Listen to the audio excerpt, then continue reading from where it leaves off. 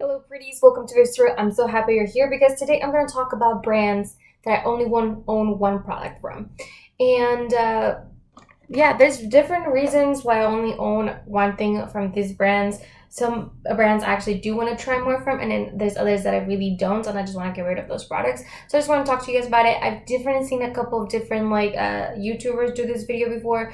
The one that I can think of is Kelly Gooch at the moment, but I love Kelly. I've definitely done a lot of remakes of her own videos. I love all her videos ideas. So I definitely check her out. She's my favorite YouTuber. So yeah. Anyway, let's go ahead and get started. So I want to get started with a brand that I wouldn't even gotten this product if it wasn't because it was a gift, and that is the Master Chrome highlighter from Maybelline. Now, when before it was cruelty free, I definitely owned some of their BB lips.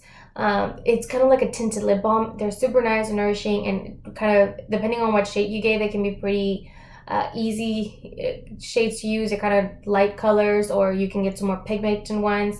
So they're really nice. And then this is the highlighter that I own. My sister gifted me this for Christmas a couple years ago, and it's a really nice highlighter. The color's a little too dark for me. It's a little orangey, but it's okay. I can make it work. But yeah, Maybelline is the only product I own from them. I kind of wish Maybelline was cruelty free because I keep hearing a lot of things about them and their products. I kind of really want to try the Maybelline Fit Me powder because I keep hearing really good things about it, but it's cruelty free. I'm not gonna use it. I'm probably never gonna finish this highlighter off because it's so big. There's so much product in here, but a girl can hope.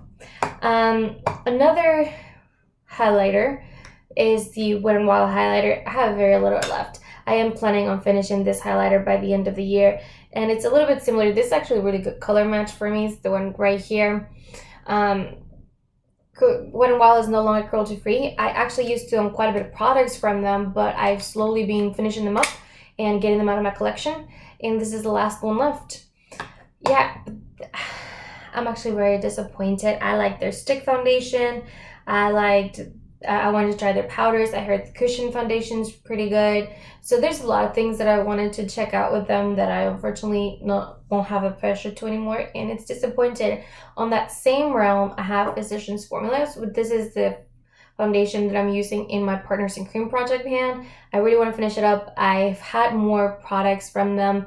I really like their butter bronzer. I really wanted to try their blushes. I've heard really good things about it. I've heard really good things about their lip glosses and liquid lipsticks.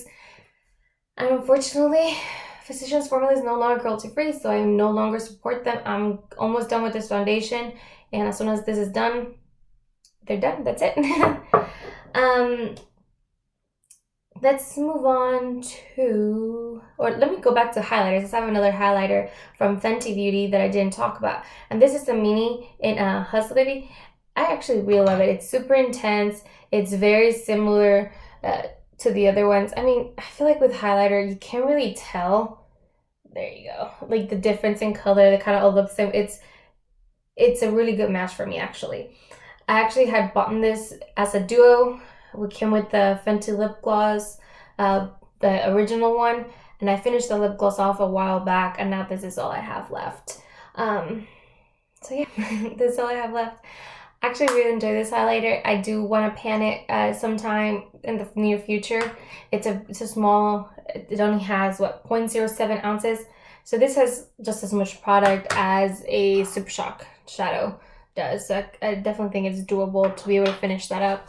I probably wouldn't purchase anything from Fenty Beauty, although, and there's a lot of things that really intrigue me from them, but their cruelty-free status is kind of questionable. So until we don't know for sure, I kind of don't want to, bother, because I'm just not too sure. But I really like the products I've tried for them. The Fenty lip gloss formula was really nice, and this highlighter is really nice.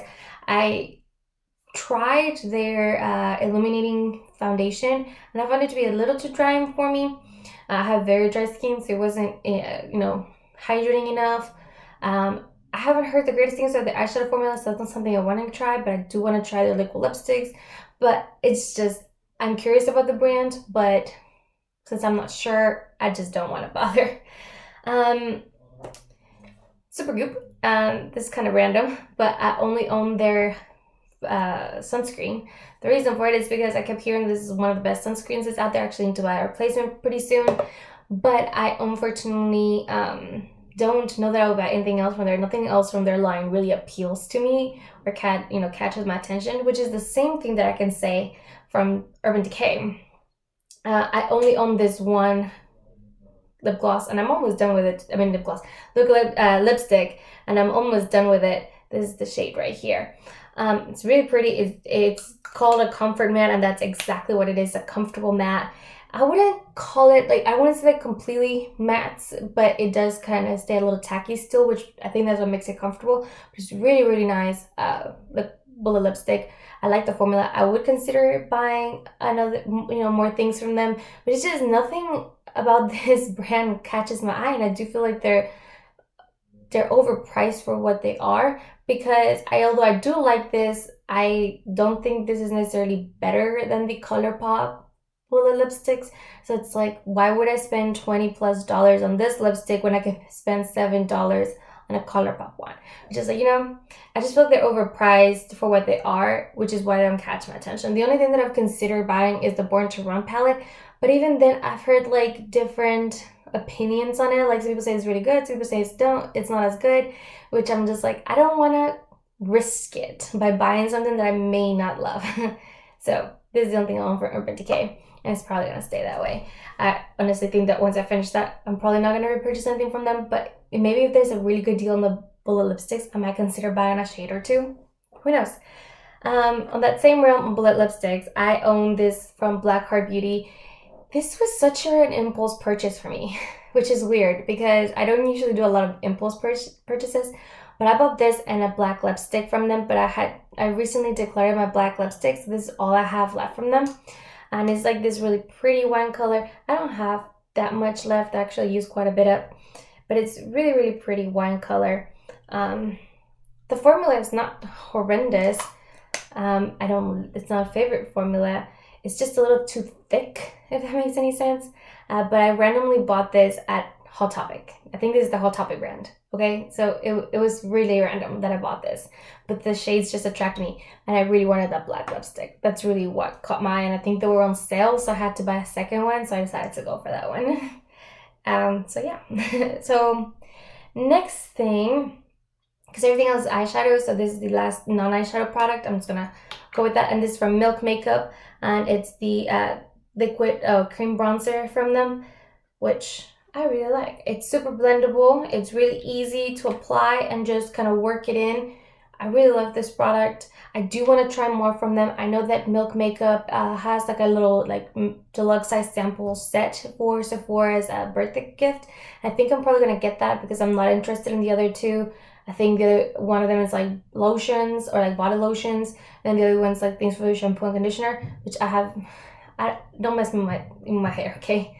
I'm super strict about it. So I'm probably gonna go with the Milk set, and I'm really excited to try more things from them. There's nothing really else that's caught my attention from them, but it is what it is. All right, so eyeshadows. So this is the only thing I own from the Ulta Beauty brand, and it's the most boring thing you can think of. It's a cream bone shade from their single shadows. I did used to own their tinted moisturizer, which I thought it was a dupe for the Smashbox CC cream. So if you're looking for a dupe, that's an option. Although I personally like the Pretty Fresh from ColourPop better. It was just slightly too drying for me with that formula, but the price was right. You got a lot of product, almost 2 ounces of product, and it was like $14. It was good. It was nice tinted moisturizer. It was just slightly too drying for me. So yeah, there's that. Oh no, I made a mess. No. All right, there you go. I also have this Tarte single eyeshadow. Wait, this is not a single eyeshadow. I popped it out of my Panda palette from last year. This is the only shade that I really liked left, and I believe it's called Trendy, and it's like this duochrome, like blue black green shade. It's super pretty. Yeah, and this is all I have left from Tarte. Tarte is one of those brands that I am interested in them, but then I'm not. Like I've tried a couple of things from there. I've tried the Park Avenue bronzer. It was fine. It wasn't great. It kind of faded on me. I've tried 2 of their blushes. They're beautiful. One of my favorite blush formula ever, the Tarte. I really like their blush formula. I've tried some mascaras from them. They worked really well. I'm gonna see. I've tried a couple of things from them, but I don't know why. I don't want to buy stuff for that price. If I were to buy anything, and that's a big if, I would like to buy like one of those blush sets, because I really love their blushes. So I would like to get a blush set from them, but at the same time, that's too much blush.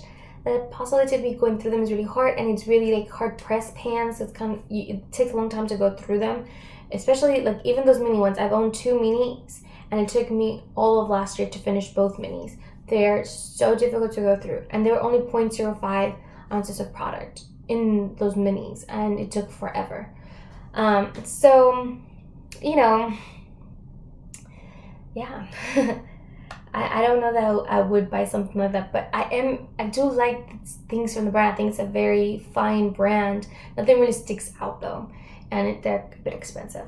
And then lastly, I have Pixie Beauty. I own the Pixie plus Heart Defensor palette right here, and I really do enjoy this palette. The formula is buildable.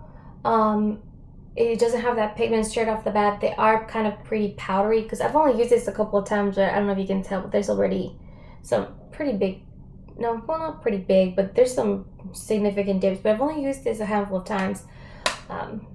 There's nothing wrong with it. I really like it.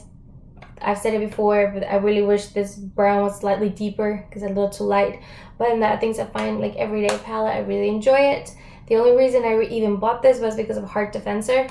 But I've heard that Pixie has some really good highlighters. I've heard they have some really good skincare. If I were to buy anything from Pixie, it would probably be their skincare, because I definitely don't need any more highlighters. I have so many highlighters. But their skincare, I've heard their toners are really good. I've heard their cleansers are good. Their milk, skin, whatever. So I definitely want to try more of their skincare stuff. So maybe I'll do that in the future, because I definitely need to buy a new cleanser, because I'm almost out of the one I own from Pacifica. Actually, talking about Pacifica, I only own one thing from Pacifica, and it's that cleanser. Who would know? Anyway, I just want to talk to you about these brands. Some of these brands I am interested to buy some more stuff from. Others, I definitely don't want anything more to do with them. But you know, you always want to keep trying new things and whatnot. So I'm curious to know what it is that you guys own one product only from a brand, and like why is it that's stopping you from buying more, or are you trying to phase them out? So I'm just curious, which brands are you trying to do that with? Please leave it in the comments below. I would love to hear that from you. Thank you. Please like and subscribe, and I'll see you in the next one. Bye guys.